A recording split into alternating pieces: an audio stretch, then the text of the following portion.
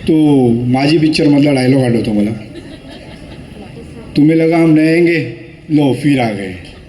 कारण इलेक्शन झाल्यानंतर आता पुन्हा मी आता आलेलो आहे. कारण जी आपली विश्वरत्न कमिटी निवडून आलेली आणि ती कमिटी पुढे चांगलं काम करेल या आशेने पुन्हा यायची काही वेळच आली नाही इकडे. आणि त्यांचं काम करतच होते. आणि नंतर पुन्हा आमच्यामध्ये शिंदे बाहेर पडले आणि शिंदेने जाता जाता आपले चोरी करून पक्ष घेऊन गेले. पुन्हा आपल्याकडे पण तेच झालं, चोराचोरी चालू झाली. कारण चोराचोरी चालू होणारच. कारण त्याच्या पाठचं कारण तुम्हाला माहिती नाही की जो व्यक्ती त्या लोकनिर्माण बिल्डिंगच्या खाली बसायचा ना वॉचमॅनच्या खुर्चीवर, आताच ताईंनी म्हटलं की जितू दादांना ते वॉचमॅन म्हणत आहेत, तर त्या लोकनिर्माण बिल्डिंगच्या खाली वॉचमॅनमधून बसणारा कोण व्यक्ती तो. मग वॉचमॅन हा की तो, आता ते ओळखावं लागेल. कारण त्या समोरच्या बिल्डिंग अस्मितामध्ये मी राहतो आणि तो तिकडे येऊन बसायचा. मी रोज बघायचा, दादा येऊ वर, नाही आता नाही, थांब खालीच. अशी परिस्थिती असताना त्या व्यक्तीला इथपर्यंत आणून मोठं केलं आणि जाताना चोरी करून गेला. ही परिस्थिती आहे. आता बोलायला खूप काय, वेळेचं बंधन आहे. मी 2-3च गोष्टी आपल्यासमोर मांडेल. पात्रतेसाठी आज बघितलं तर आपण हे लोक सर्व भांडतातच आहेत. पात्रतेसाठी प्रयत्न करतात. इथं बसलेल्या प्रत्येकाला माहिती आहे त्याची पात्रता कुणी आणलेली आहे. त्याच्यावर येणाऱ्या इलेक्शनला मला तुम्हाला किंवा यांना येऊन सांगायची गरज नाही की मत कुणाला करायचं आहे. ते ज्यांनी पात्रता आणले त्यांना आपण करायचंच आहे, कारण तो हक्कच आहे. त्याच्यानंतर ताई आता इथं बोलल्याच, ती कलकल तुम्हाला माहिती आहे. कारण तुम्ही पण याच्यामध्ये जे आहेत, जर स्वतः तुम्ही जर या फील्डमध्ये उतरलात आणि जेव्हा तुम्ही स्वतः काम कराल तेव्हा आपल्या पायाची आग मस्तकात जाते. जेव्हा आपल्यावरती कोण चुकीचे आर करतात, आपण केलेल्या कामाला मी केलं म्हणून आपण म्हणतो, तेव्हा अशी परिस्थिती निर्माण होते. तीच परिस्थिती आज त्यांच्याकडून झालेली आहे.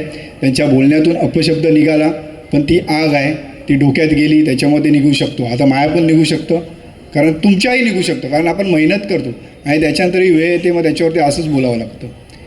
आता मी सारनाथ बुद्धविहार संस्थेचा उपाध्यक्ष आहे. आमचे अध्यक्ष येत आहेत उपेंद्र तांबे.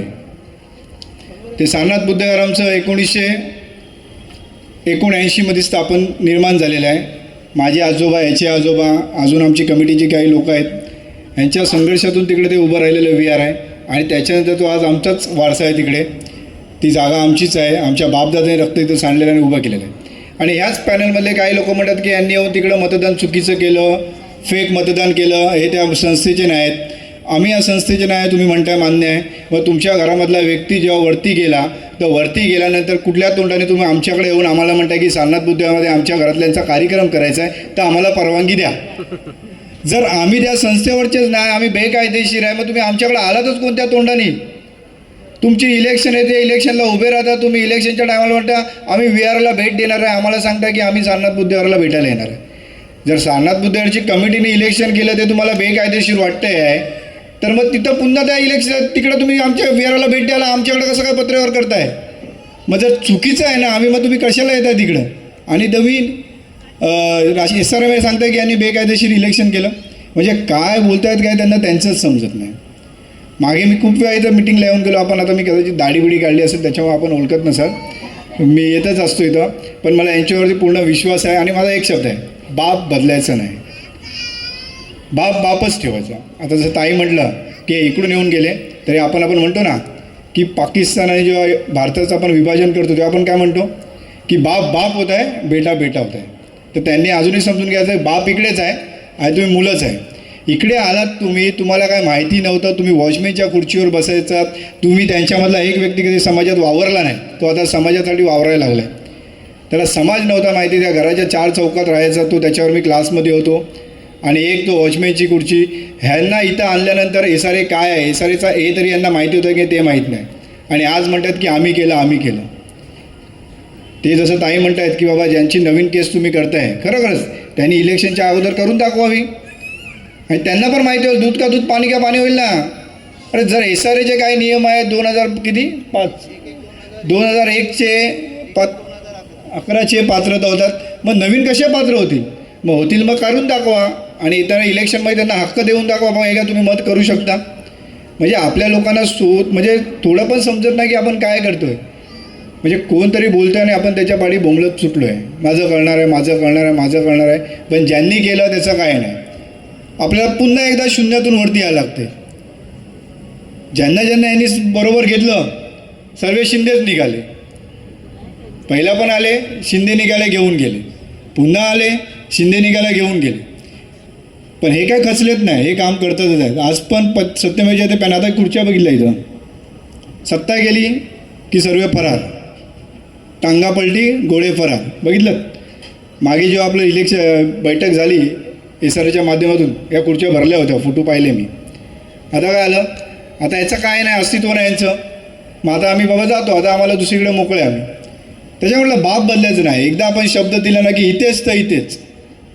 आज मी फक्त इलेक्शनच्या टायमाला येतो, काय अडचण असेल तेव्हा येतो. इकडं कुणाचं पात्रता करायची नाही करायची यांच्यावर विश्वास ठेवलेला आहे. तुम्ही कराल एवढी आम्हाला आशा आहे, म्हणून आम्ही येत नाही परत इथं. आणि तुम्ही आज ज्या पद्धतीने जमला त्याच्यावरून दिसून येत आहे की तुम्हाला त्यांच्यावर विश्वास आहे. एक छोटं उदाहरण आहे, आपला बायोमेट्रिक सर्वे चाललेला. बायोमेट्रिक सर्वेच्या टायमाला जितेंद्र यादव होते, वरती मायावरती चाललेला, ती कलेक्टर आलेली, ती सर्वेचे बायोमेट्रिक घेत होती. तिने सांगितलं की मला बिल्डिंगचे बायोमेट्रिक घ्यायचे ते.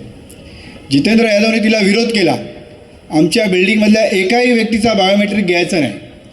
ज्या ज्या व्यक्तीची घरं आहेत त्या त्या व्यक्तीला ती घरं भेटणारच. आणि समजा आणि त्याच्यात दुसरा एक आहे तो म्हणतो नाही बायोमेट्रिक झाला पाहिजे. आता तुम्हीच विचार करा, आपल्याला जी घरं भेटलेली आहेत ती कोणत्या पत्राच्या आधारावर भेटली आपल्या प्रत्येकाला माहिती आहे. आणि जर बायोमेट्रिक सर्वे झाला असता तर बायोमेट्रिकमध्ये बिल्डिंग कमीत कमी अर्धी बिल्डिंग खाली झाली असती.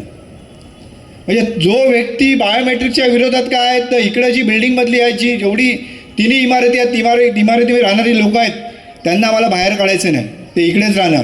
तुम्ही बायोमेट्रिक बाहेरचे कुठलेही करा पण त्यांचे होणार नाही. तो त्याच्यासाठी भांडतो आहे. तरीसुद्धा काही लोक अजून वेगळ्याच पद्धतीने वागतात आहेत. म्हणजे हा विचार आपल्याला करणं अत्यंत गरजेचं आहे. आणि येणारं इलेक्शन आहेच आणि आपल्याला त्याच खंबीरपणे आपल्याला सत्यमेव जयते पॅनलच्या मागे उभं राहायचं आहे. आणि मी विनंती करेन सत्यमेव जयते पॅनलला की ह्याच्या पुढे आपण जे कोणी निवडाल, जे उमेदवार असतील, आज तुमच्यामध्ये एवढे जण बसलेले आहेत आणि यांच्यामध्ये खरंच काम करणारे आहेत, तर असल्या लोकांना घ्या. बाप बदलणारी लोकं घेऊ नका. जो त्याच्या बापाचा नाही झाला तो तुमचा आणि आमचा का होणार. जो चोराचा नाही झाला तो शेवटी इथं तेच झालं. तो चोराचा नाही झाला तो याचा नाही झाला, कारण तिकडे जो राहिला नाही तो इकडे कसा राहणार, तो इकडूनही गेला.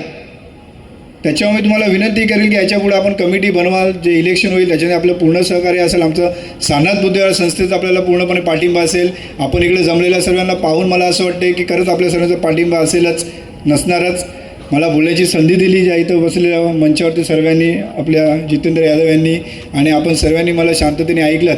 मी सर्वांचे आभार मानतो आणि इथेच थांबतो. जय भीम, नमो बुद्धाय.